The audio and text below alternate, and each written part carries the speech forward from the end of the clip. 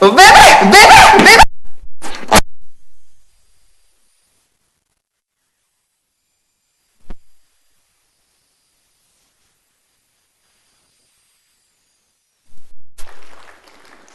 Good afternoon, everybody.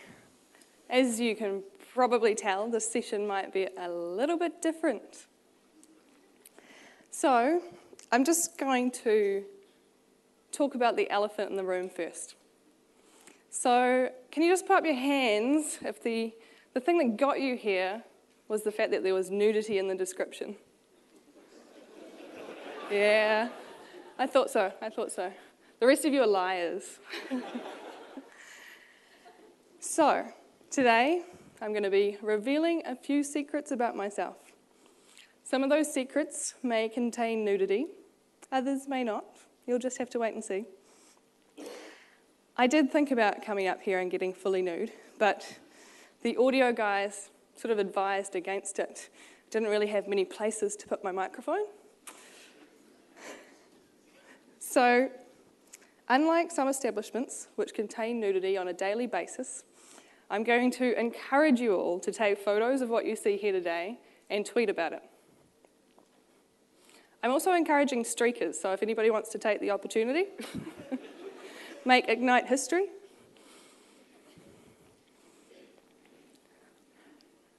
So this was me 2.5 years ago. Some of you may know me as the coding cockatoo, but then I was Miss Lady Longlegs. I was a burlesque dancer. So if anybody doesn't know what burlesque dancing is, it's a little like stripping, a little like cabaret, somewhere in between, kind of classy, a little bit teased. So why was I doing this? You know, I was a very intelligent girl that had been to university and went to a very posh girls' school. Why was I doing this? I was really bored. I needed to distract myself from the fact that I had a really boring job.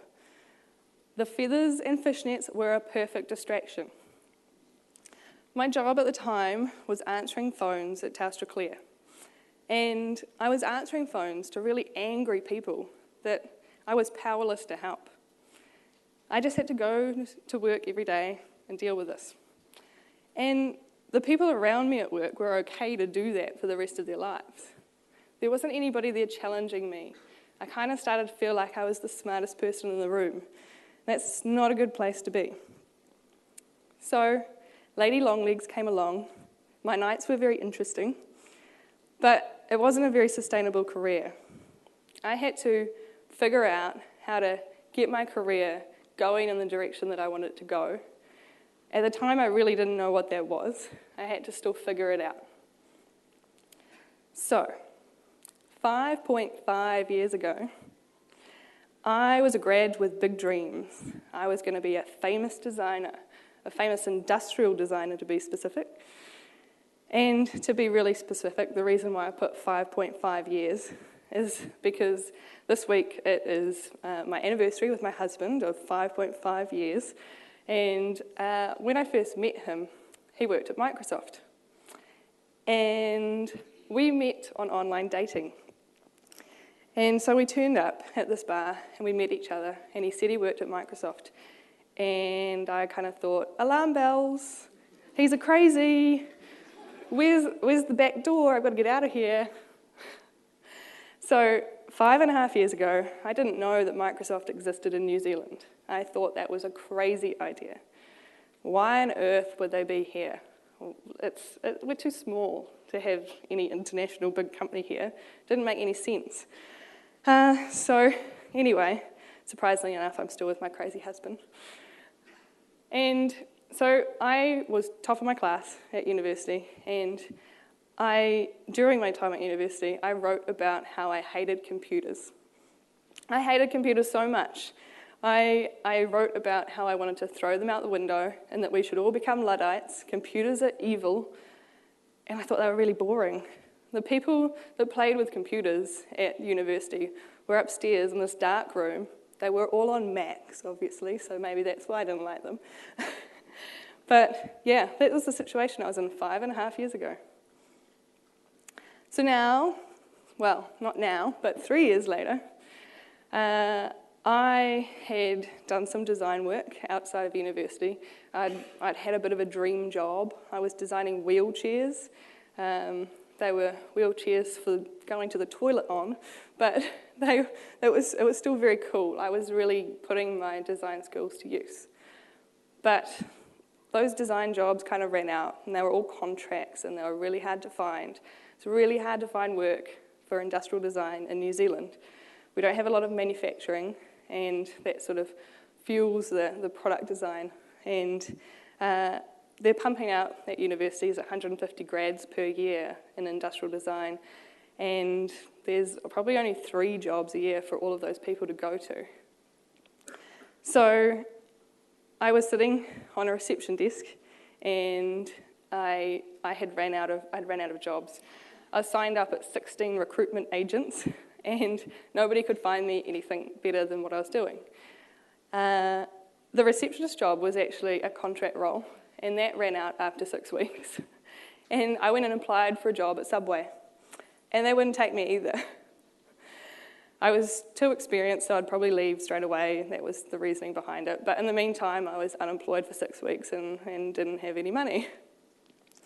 So here I was on reception. I had 16 Twitter followers, so like hardly any at all. And I was forced to have those Twitter followers. That was something that we had to do as a project at university. And I could dance in front of 10,000 people. I think that's the most amount of people I've danced in front of. But I couldn't speak in front of 10. That was petrifying, the idea of speaking in front of 10 people. Like, the idea of school speeches just ruined me. And I couldn't code. I couldn't code at all, and I wasn't really that interested in it.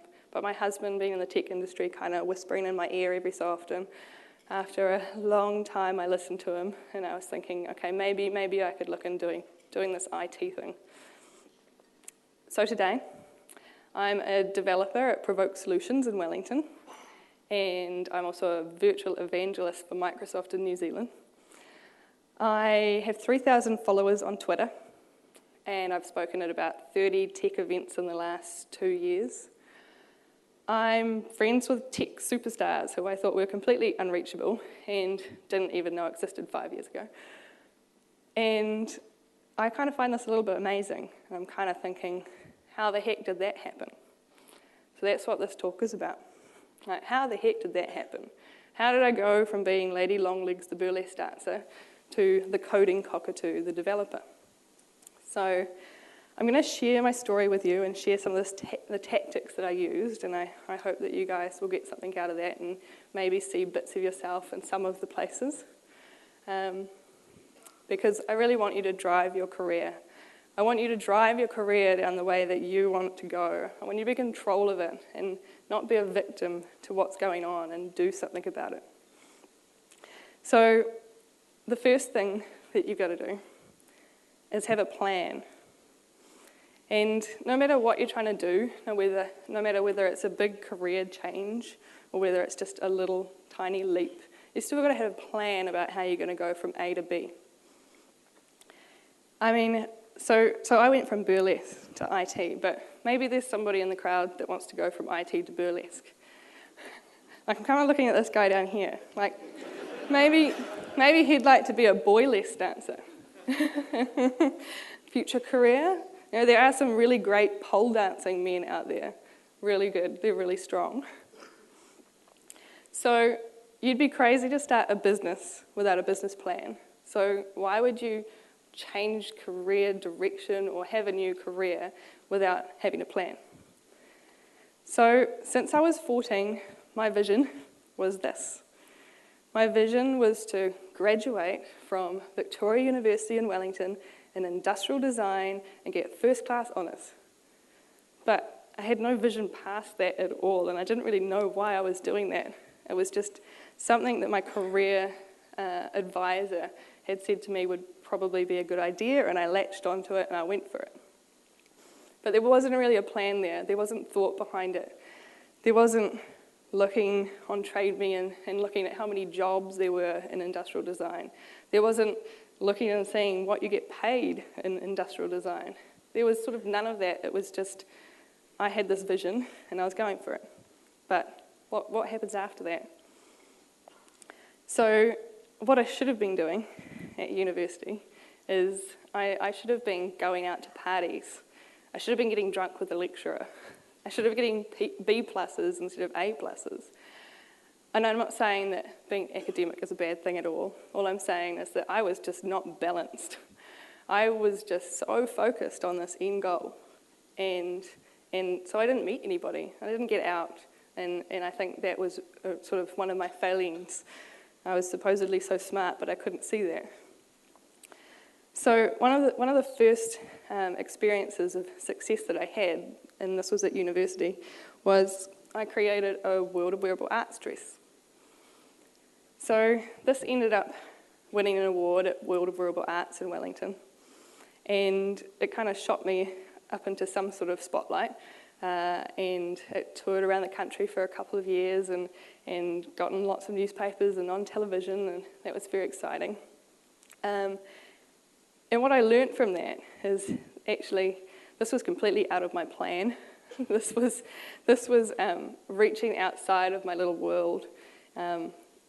I had a plan, but my blinkers were on, and I think it's important that when you're thinking about planning is always looking out for the little bits on the sideline, kind of defensive driving.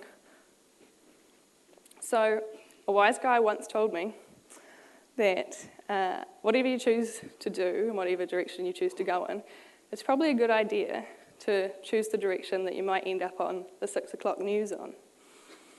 So the topic that you choose or whatever specialisation you choose, if somebody's talking about it on the 6 o'clock news, it's probably a good area to be in. And it doesn't have to be the 6 o'clock news. Maybe it's something within your industry that everybody is sort of talking about or interested in. But if you're a bit lost and you don't really know what you want to do, why not latch onto something that is of interest to people and matters to the world?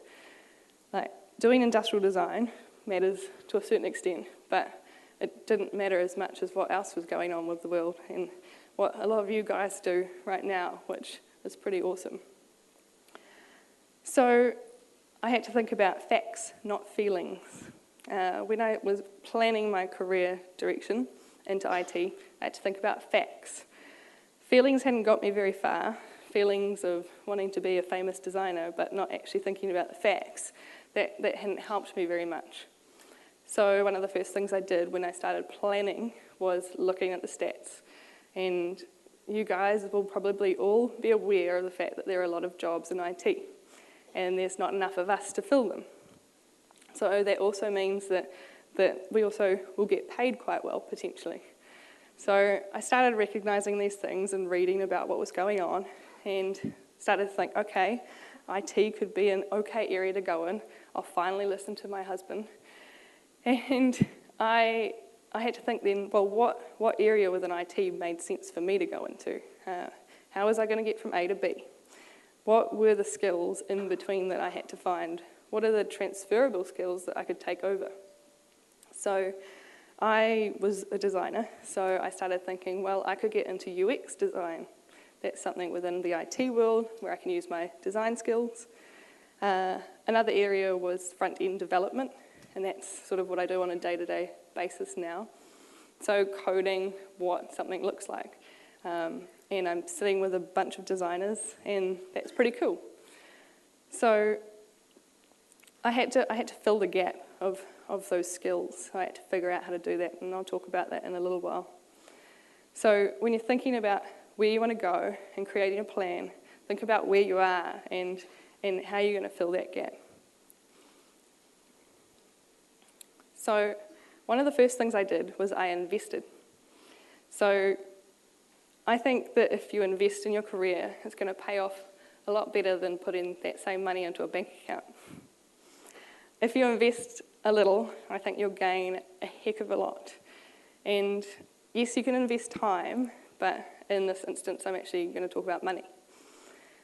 So when I was at Vodafone, when Telstra Clear became Vodafone, I decided that I wanted to get into IT and I potentially wanted to do this coding thing. And they weren't very supportive of that. In the Wellington office, there was kind of no web development or marketing going on, so they couldn't see how me doing any kind of UX design or coding made any sense whatsoever. That was all happening in Auckland. So they wouldn't support the professional development of what I wanted to do. So I had to invest in myself to do it. I spent $150 first off to go to UX Design Day. So that was just a little conference in Wellington, and it really kind of opened my eyes up to what the culture of that industry was like and whether it was a place that I wanted to be. I also had to take an annual leave day because even though I was investing in going to this conference, they still wouldn't give me the training time to do it. So that was one investment that I made, and that really paid off with the people that I met and the experience that I had as to whether I wanted to get into that area. So the next thing that I did was, instead of working on Facebook all day, which is what a lot of my colleagues were doing in their off time, I got onto sites like Pluralsight and lynda.com and the Microsoft MVA site. And I started going through these kind of online tutorials, trying to fill the gaps between where I was and where I wanted to go. I was just teaching myself online in the time that I had. So Vodafone did end up paying for my professional development, but they didn't know it. So at the end of doing some online training, I realised I really wanted to kind of just make sure that what I was doing made sense in the real world. So I went to a course at UB. It was just a 6-week night course, 32 hours in total of learning time. And from that, I had something on my CV. I had invested in some identity capital, I suppose you could call it. I had said, I can do this, and people believed me. So the other thing that I did was I invested in some photography.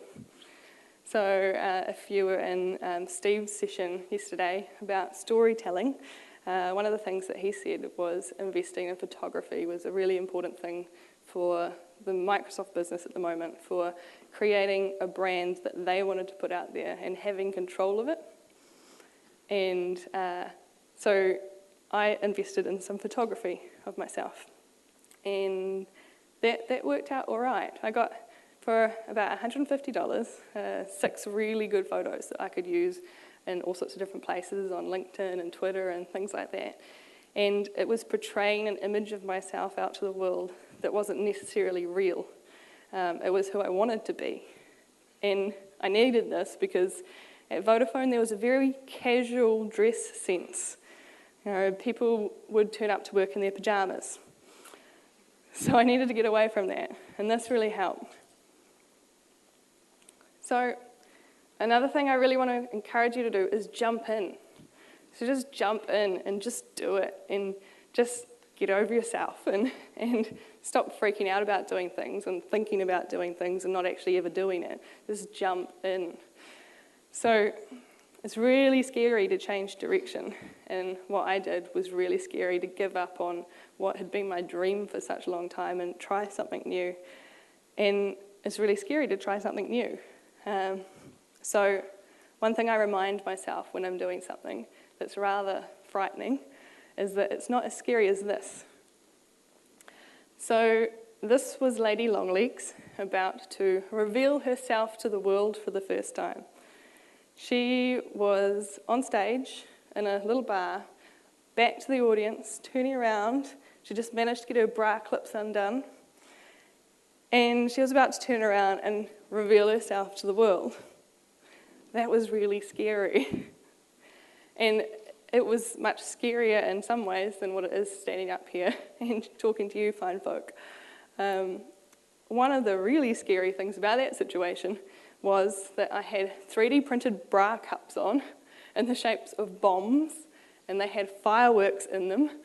And not only did I have to worry about the fact that I was turning around and showing everybody my boobs, But I also had to light these fireworks on fire as I turned around, and I was just trying to do so much. So I turned around, and I went to turn these fireworks on. I had little Bic lighters, and there was a slight draft coming through, and they just wouldn't light. They kept going out and going out. So that really sucked. It's like I did something that was really scary, and then I failed, and the next night I had to do it again. So I learnt from that experience. It was really scary, and I failed, but I knew that the next night, if I came back and I practiced again, and I improved my technique and brought some blow torches, that everything would be fine.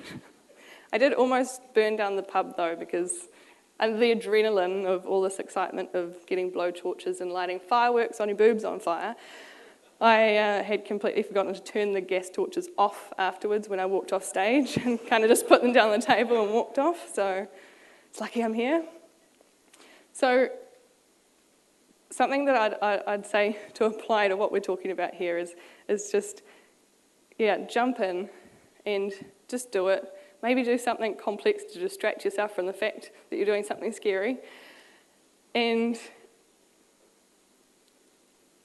one thing I'd say is, if you're applying for a job, apply for one that you don't feel comfortable about. Do something before you feel comfortable about it, because when you're on the edge of fear, the best things happen. When I first started at Provoke, I didn't actually understand the acronym of my job. So never mind the skills that I needed to turn up, I just didn't really have them. I needed a mentor for the first couple of days to show me what Visual Studio was, and it was very, very scary. And I got dumped on a huge project, and that was the best way to learn, was to just jump in and do it.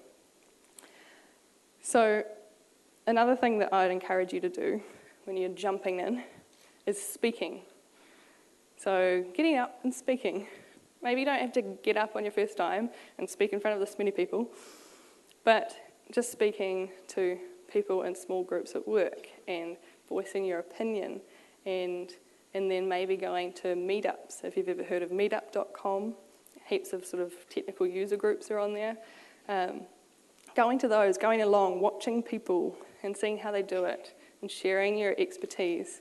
Even if you don't feel like you have a lot of expertise, somebody will be interested in your point of view on something. So get along to things and start speaking, because it gives you confidence and it grows your credibility, and amazing things can happen from it. I'm going to refer you to Michelle Dickinson's talk yesterday, which was pretty awesome, about speaking. So if you're the type that is not too comfortable about speaking, I'd really encourage you to go and have a look at that online if you didn't see it yesterday. It sort of talks about how you can jump in if you are a little bit afraid. So if you haven't done any speaking before, and one thing that I found quite scary was speaking in front of people that I knew. So I went along and spoke to Rotary clubs and Probus clubs and schools. I wanted to get away from the people that I was working with and sort of the experts that I didn't want to speak in front of, because I was a little bit scared about that. And I most definitely didn't want to speak in front of my husband. That was really scary. So last year I spoke at TechEd, and I spoke in the small room, the Elliott room, and I co-presented with Alan Marshall, and that was an awesome experience to be able to co-present and have somebody up on stage with you and help you out. That was really, really great. So that's another piece of advice I'd give, is if you're not too comfortable about it, go and co-present. So I spoke at TechEd last year, and I was petrified, because the last time that a lot of people in the audience had seen me, I was dressed like this. How could I ever, ever, ever be taken seriously if most of the people that I knew from Microsoft and the tech world saw me like this the last time they saw me at a Christmas party? I've gotten into lifts with some people, and they're like, "Oh, you're the Playboy bunny," right? So how could I be taken seriously? And there's really no way to get through that except for just get over it yourself internally and just jump in, because you just have to do that. So, like all good bunnies, I jumped in. And I think that you can jump in to creating a brand as well. So I am the coding cockatoo, as you may be aware. On Twitter, I'm the coding cockatoo. And you don't necessarily have to portray a brand like the coding cockatoo, or Michelle Dickinson has Nano Girl. Sometimes it's just about the way that you hold yourself. Maybe it's something about the way that you dress. Maybe it's your crazy beard. Maybe it's the tone of your voice. Maybe it is the way that you write about things online, whether you're writing in third person or first person. But what you need to do is really put yourself out there as something unique. Find something that you can portray yourself as something unique. So one of the things that probably got a lot of you here today is the fact that my description for this talk was quite unique. It talked about nudity, it talked about burlesque. That's a little bit odd for a tech conference. But that's all kind of part of what I'm trying to do with a brand. So some of you may know me as the coding cockatoo. And why am I the coding cockatoo? I work at a company called Provoke, and everybody there has a unique animal on their business card. So I was asked what animal did I want to be, and I came up with the cockatoo. Why the cockatoo? I like to strut around. I like to wear flashes of colour. I think I'm all right at getting out of cages. There is an R18 version of why I'm the coding cockatoo, but you can ask me that later. So that brand, I think, can come through a bunch of different things. So this is my CV, or parts of it. And you can kind of see there's a lot of design in that CV. I'm saying, hey, these are my skills and this is what I want to do, but you can see here that I'm a designer just from looking at the pages. Up here, you've got technical skills. I'm trying to show in a graph form what my technical skills are, sort of by listing down the left and the right different types of technical skills and heat mapping them. Just trying to do something different, be visual. And not everybody's going to be able to create a CV like that. Some people aren't great at design. But I encourage you to get on Bing Images and just type in CV design. So if you're putting together a CV, you get some ideas. Use a template even, but just do something different. Do something that makes you stand out and something that brings your brand through. So something that Stephen said yesterday, the chief storyteller here, was when he was talking about putting your own stories out, you are controlling your brand in a way. And I really want you to think about controlling your brand and keeping control of it and not letting other people play with it too much. So recruitment agents love to play with CVs. I gave this CV to a recruitment agent once, and they said, oh, we need to put our own template on this. And I said, okay, yep, that's fine, do what you need, I need a job. So they ripped out all the words and put it in their own template. They also changed the wording of my description of myself, so it changed from first person to third person and back again. I sounded like I couldn't speak English. And it just looked terrible, it looked shocking. And luckily enough, I'd asked for a draft before they'd sent it on to the next person that they were going to show it to potentially employ me. And I kind of rang them back and said, you know, this isn't really acceptable. I'm a designer and you've completely destroyed my brand. You need to do something about that. So in the end, all they did was they put their logo up in the top right-hand corner, and that was okay with me. I'm okay with that. They've got a job and they need to be knowing that if they're selling you, that who they are, that's fine. But just keep control of that. So if you are putting a CV out into the world, I'd really recommend that you ask the recruitment agent to send you a draft first, because it's really scary what some of them might be putting out there. So the same thing kind of applies online.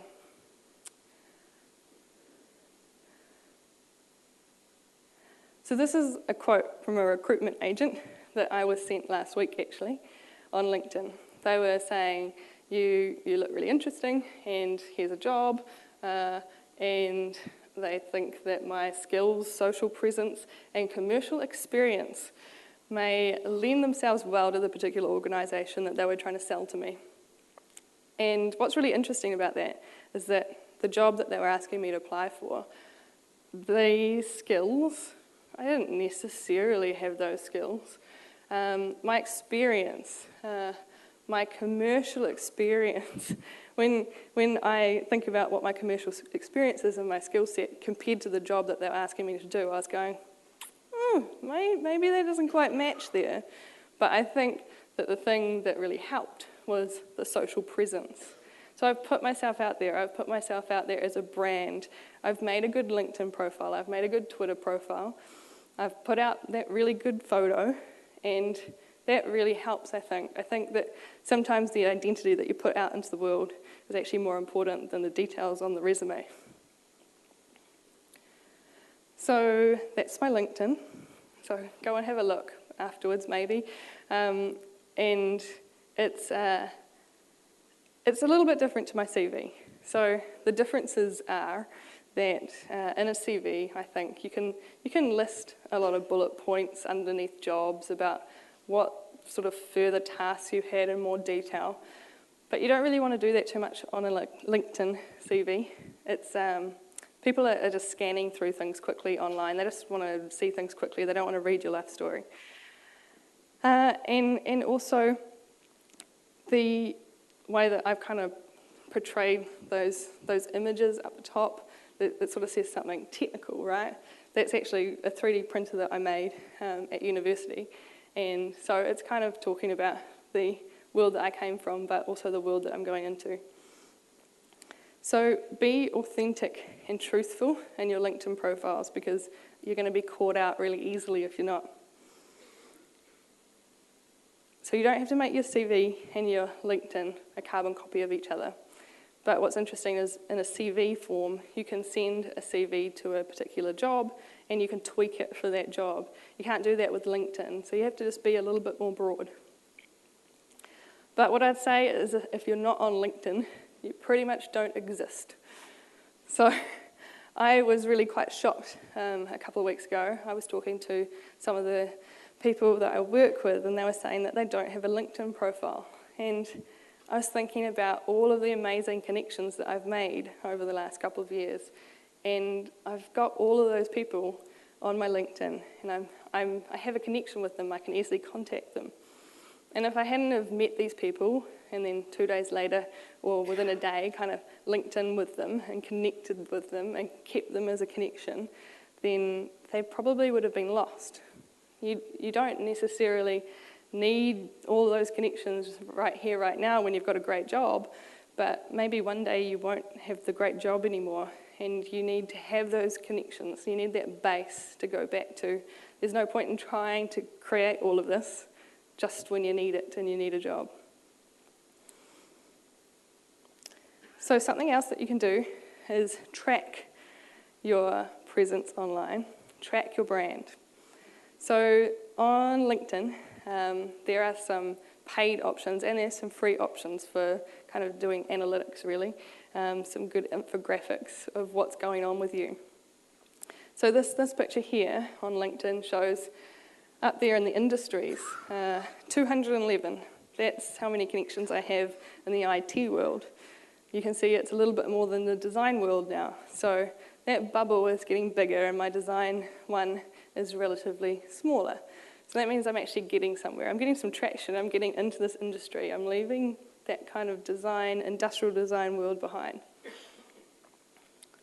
Another thing that you can look at is how you rank against other people, how you rank against your own connections, how you rank against other people that are like you in the industry, and you can also track where you sit in your own company, which is really interesting. And I have a lot of fun with the CEO about this, because we're constantly fighting for kind of prime position. I've seen him screenshot with a "I'm coming to get you." So, I mean, right now, professionals like me, so that's probably front-end developers in Wellington. I'm up there at number 1, and I haven't really done a heck of a lot to get there recently, but a lot of it is just profile views, and because I've got a good profile, I've got a good picture, people are clicking on you and they're interested in you, and that helps to get this kind of rating up.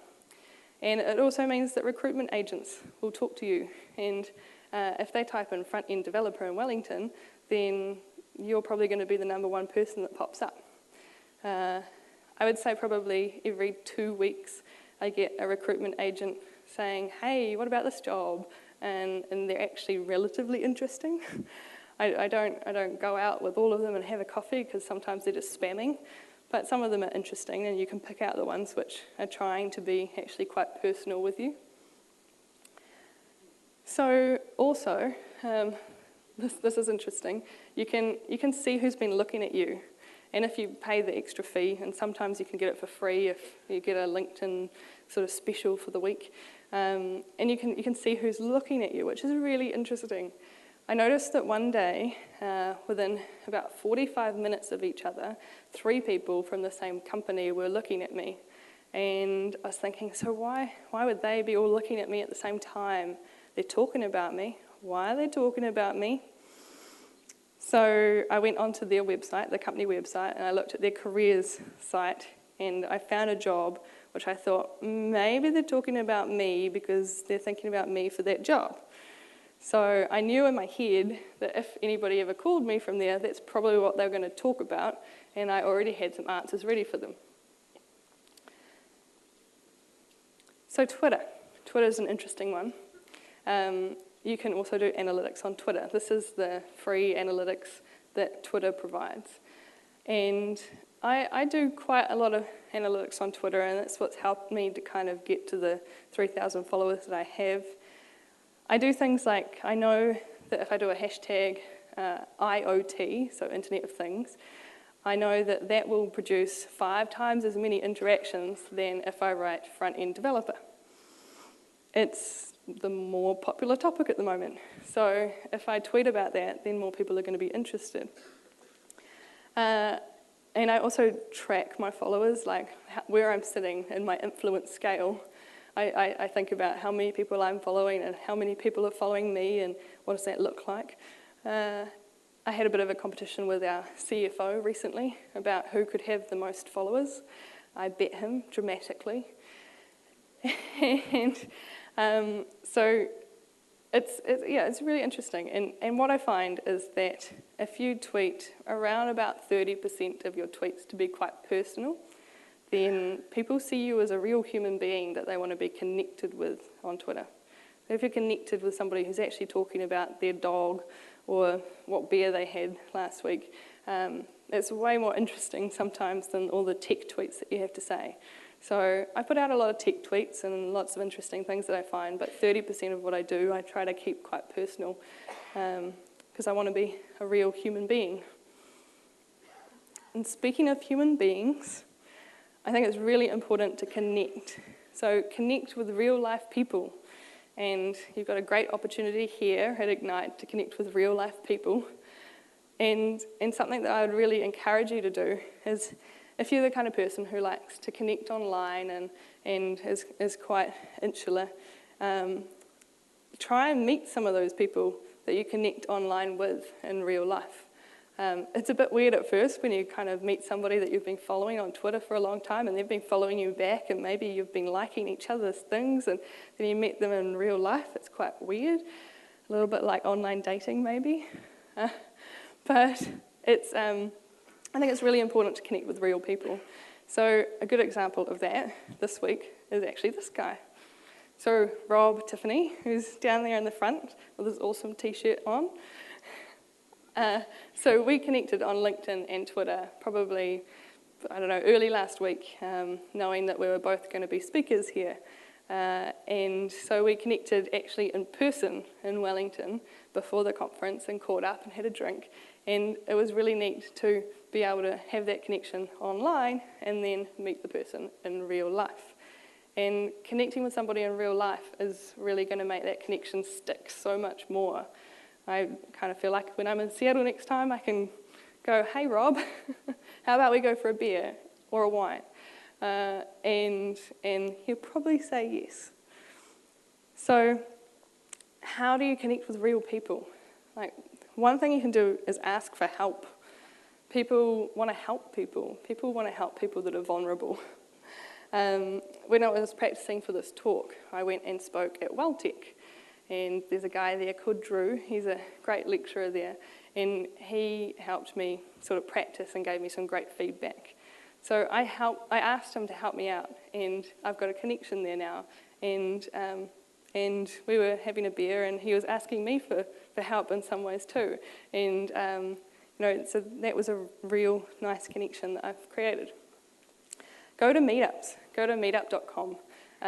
Find things that you're interested in and go to things and talk to people. I try to go to about one meetup per week. That can get quite tiring if you do more than that. But I go to those meetups and I try to talk to real people, because if you talk to real people and then connect with them online as well and do both of those things, those connections are so much more strong. Have water cooler conversations with people at work.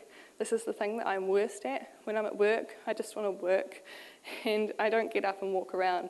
And I probably have better connections with people outside my work, surprisingly, than what I do at work, because I'm trying to reach out. I'm trying to talk to lots of people. So I have to remind myself to have water cooler conversations. In New Zealand, it's really small, so don't burn bridges. Don't say things to people on Twitter that you're going to regret. Don't talk about things on Twitter that you wouldn't talk about at a dinner party. Think about people as real people online, and think about what happens when you actually meet that person, because in New Zealand it's probably going to happen.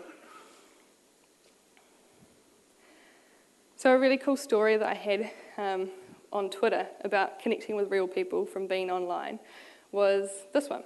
I tweeted a picture of my new 40-inch 4K monitor that I was very proud of, and it's probably giving me sunburn of some nature. And I so happened to have that new Azure portal up on the screen. And I didn't think anything would happen from this tweet. I wasn't expecting it to. I was just kind of bragging. And so I tweeted that the Azure portal was a beautiful thing on my screen. And what happened from that was really interesting. So I got a few people saying, that's nice, cool. Is that really your home setup? But the interesting person that connected with me was Leon. So Leon is one of the guys that heads up one of the teams working on the development of the Azure portal in Seattle. And so he said, hey, connect with me. So I did. I could have ignored that and thought, weird, creep. But I connected with him, and sending an email is pretty safe. So I sent an email, and he sounded really interesting, and I talked to him on Skype probably for about 3 hours over the next sort of 4 weeks, just talking about design, talking about the UX of the Azure portal. I didn't have to do this, nobody was paying me to, but I was making a connection, and he really appreciated my feedback. So when I went to Seattle recently in March, I did actually meet up with him. And it was really, really neat. He showed me around the Microsoft campus, and we spent probably 4 hours together walking around and doing some whiteboard sessions with his team about how we could make the portal better. And he was listening to me and actually listening to my ideas about design, which was really strange. So what I'd say about social media is to be a little bit careful. Like I was saying before, social media is like a tattoo, really. That if you say something on Twitter and you say something on LinkedIn, it's there forever. You can't get it back, really. I've said a few dumb things before and tried to delete it, but you can't. If you go and search for that tweet on Bing, even a year later, it's still there because there's third-party companies who are constantly saving Twitter feeds. And if somebody ever liked you or copied and pasted your tweet, then it's there forever too. So be really careful about what you do say, but don't be too guarded, because guarded is boring. So up on stage here last year, James Whittaker spoke, and I sat somewhere around about there, and I was in total awe of this guy. I thought he was a complete superstar, and I could never ever talk to him. Oh, scary. At the keynote party where we spoke afterwards, he walked past me and we brushed shoulders, and I had this moment to talk to him, but I was too scared. So I was like, hi. But now I'm up on stage talking about him, which is kind of weird. And I've evidently become his first official groupie. So when I recently went over to Seattle, I knew that he lived there and that he worked at Microsoft, and I wanted to go find him.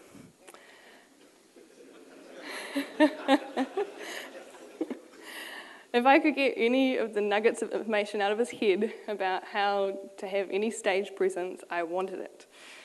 So I invested in myself, and I spent the extra $30 on LinkedIn to connect with him. Because if you pay the $30 per month, you get an in-mail service where you can connect with anybody.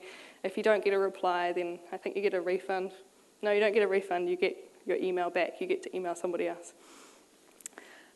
So I did that, and I emailed him and said, hey, I'm coming over to Seattle in March, and I'd really like to catch up with you. I think you're pretty cool.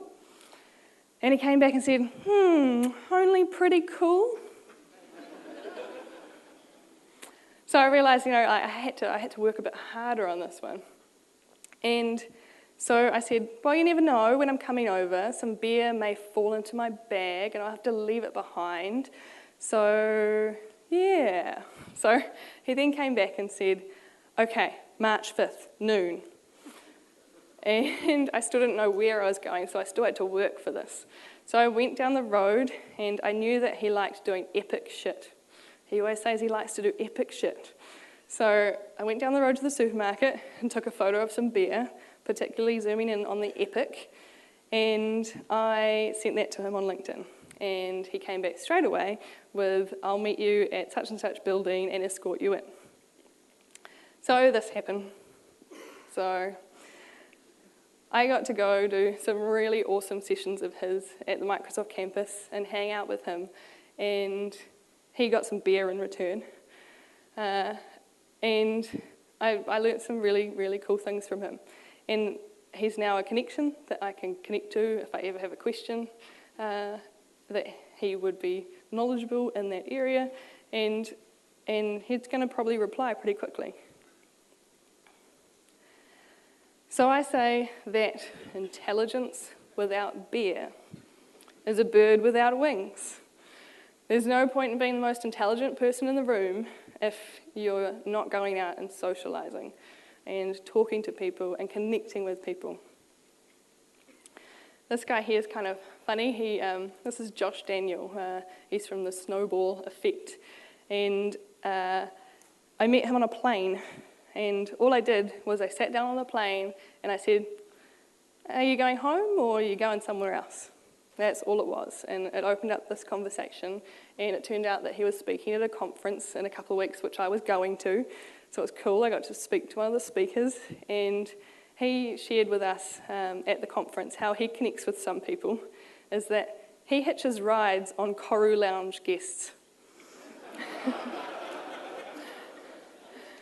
So if you look quite carefully on this slide, you'll see, are you flying tonight at Michelle Dickinson? So he wanted to hang out with Michelle, and he knew that she was going through the airport that day and that she might have Koru membership, so you can give a guest pass to somebody else if you have Koru membership, and that meant that he could hang out with her. It's a really interesting way to do things. So my kind of conclusion about social media and connecting is that we have this kind of random closeness with people all over the world. There's no hierarchy. We can talk to whoever we want. So get out there and talk to them and make connections with them. If you can't make connections with them straight away in person, attempt to at some stage. So I've had a lot of opportunities, and they kind of look like a lot of luck. But it hasn't really been luck that got me here. It wasn't luck that got me there. It was very, very planned. There is a little bit of luck along the way, but if you take lots of opportunities, then luck will be created. Be impatiently patient. So nothing's going to happen necessarily tomorrow, but what is it that Rachel Hunter says? Things won't happen tomorrow, but it will happen. And all of these things probably seem like a huge amount of work to try and put into your everyday life, to try and think about all of these things all the time. But there you go, I know these things. But over time, it all just gets a little bit better, and it becomes a habit. So, to give me the opportunity to come back next time, I'd love you to give me some luck and get online and do your session evaluation. So, a few things I want you to remember before you leave. Spend a little and gain a lot. Apply for that role that you don't feel comfortable for. Get up and share. Control your brand and get some mates. I see a lot of people in the room today that I know, and that's an awesome feeling. No streakers today? You might have a little bit of time? No? All right. I'm Emma Woods. I was a Burlesque dancer.